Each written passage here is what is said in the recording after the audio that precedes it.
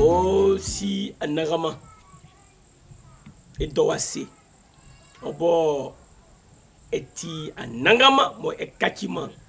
joti minglo ukai mai klati ondenga ibo na mai kla gransu e nanti Jésus Christ do maino ma oyoso nye amukla amulike ande Jésus Christ do maino okon blebo yakanga nyamende soin mai klasi wa e klasi nu wa kejo anangama ye oni Yesu waijo o ma ke atiende soin ma e faisu e tiekpa okunde soin ma o triangle su ye gransu ke klikpa e fa dejuma Jésus Christ do maino ye ande nyamende moya kangai o Esaïe inde tre ablenu ninsan iman soin o seke kebe kle iyalen o keni inwase o yolike boabo besu feiko kunlensa o yolike boabo kebe pepe indrein o mamansa wa ukema ino ke efa kengen soin e kula la fisuke Jésus Christ indeye Esaïe o sukanyo okwo ke ofase ke kebe kle yalen o keni inwase yele ke Jésus okwo va wenyunu ke oyulike boabo besu feiko kunlensa nya nanke ben kle yalen gbeyo ben souffert iko na beko kuin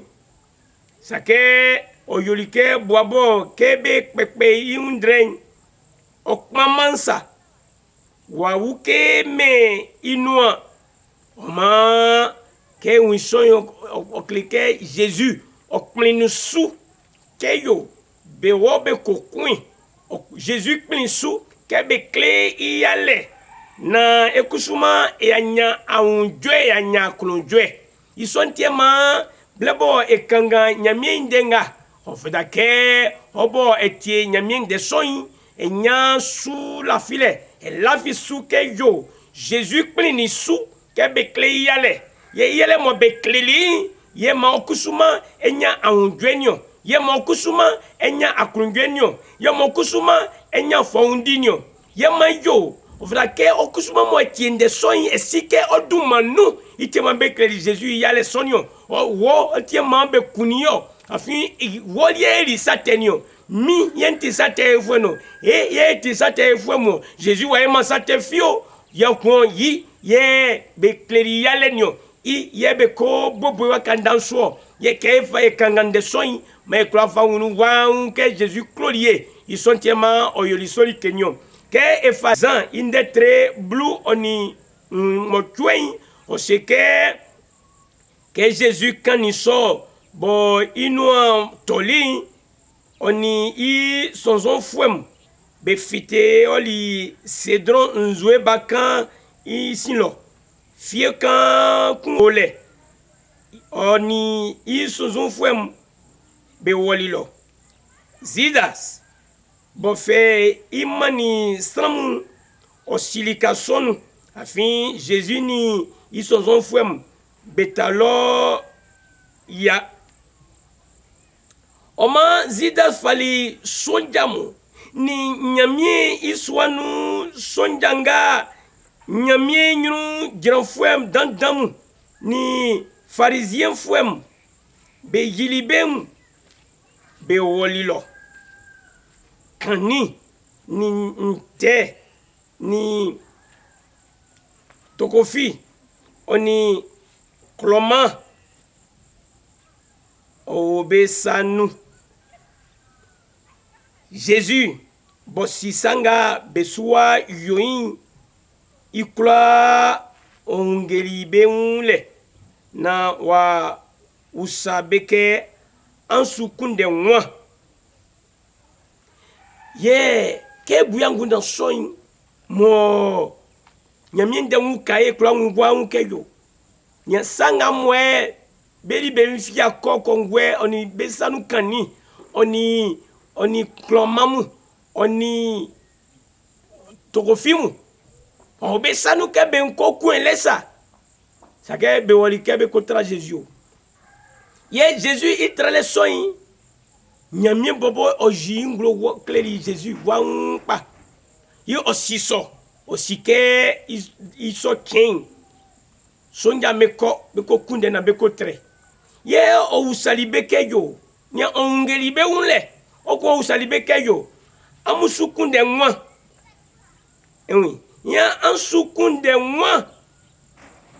ke o usalibe so beteli isuke Jésus bo fin Nazareth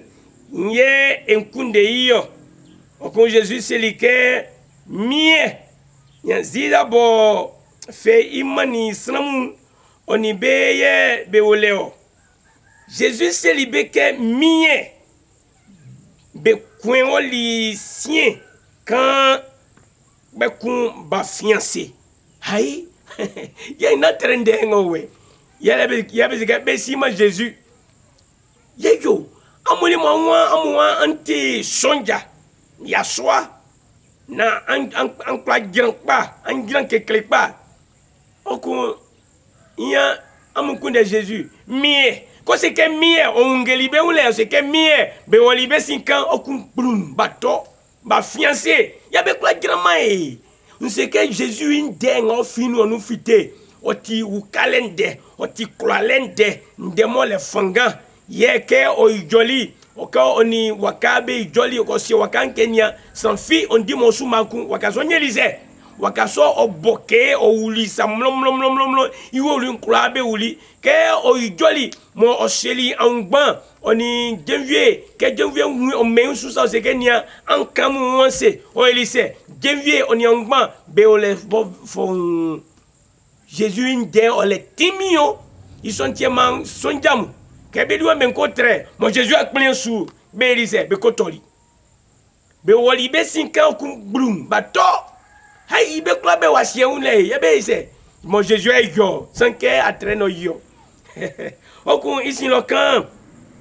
Jésus on va bi salibe ku en sukunde nwa ke be selike Jésus bo fin Nazareth ye ekunde yo ye Jésus selibe ke nse amuke mie se mie ankunde mi an yaki bengam benu mambe wo ewi Jésus plini suka betre ite mo se osebeke mie o fe umani isontiema Esaïe seke wa ijoma ewi o plini su ke betre ke be kleyale ke be queen yes, otiem o se jok pen suno yan kan kleli o mule so akmen su ni enyama tidele kokpli ni su itema andengo we e klanya tidele nyo iso temo fleka e boyestro e deya se e mama yi afin yi itema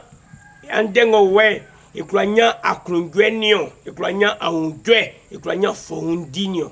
se wakmen su ni andengo we ete katibai kanga isontia manjo obo entie nyamie ndengo we se wakpin se alafia su na se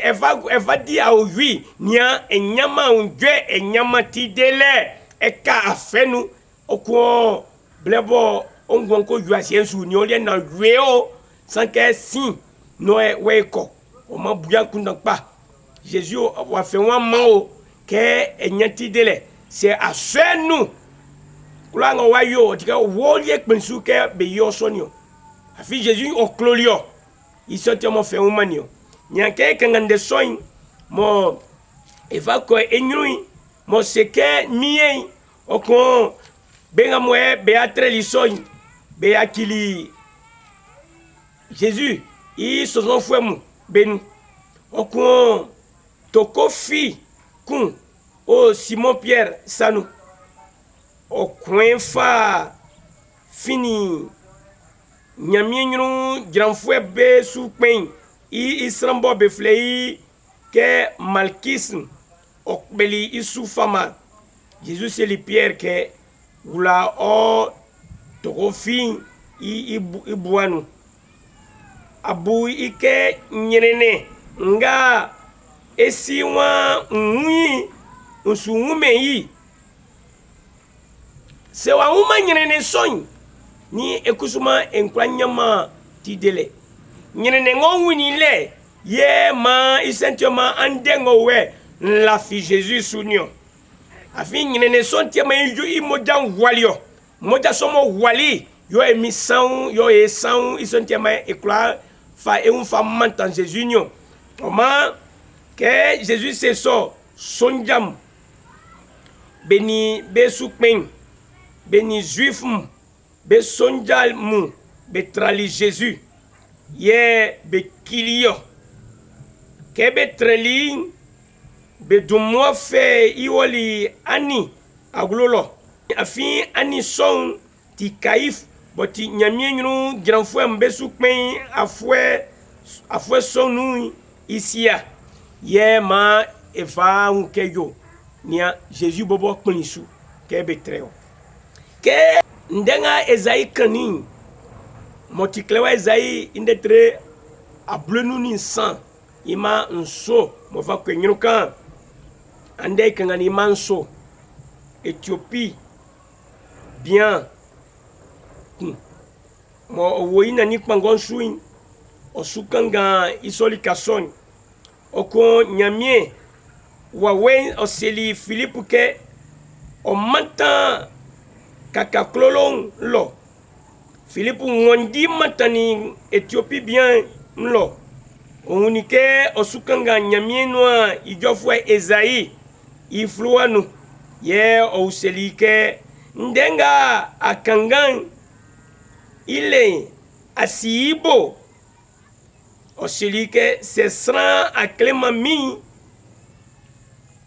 oyose ye nsi ibo ye ofle Philippe ke ofutra ase inule nyamiende nga beklelibo kangan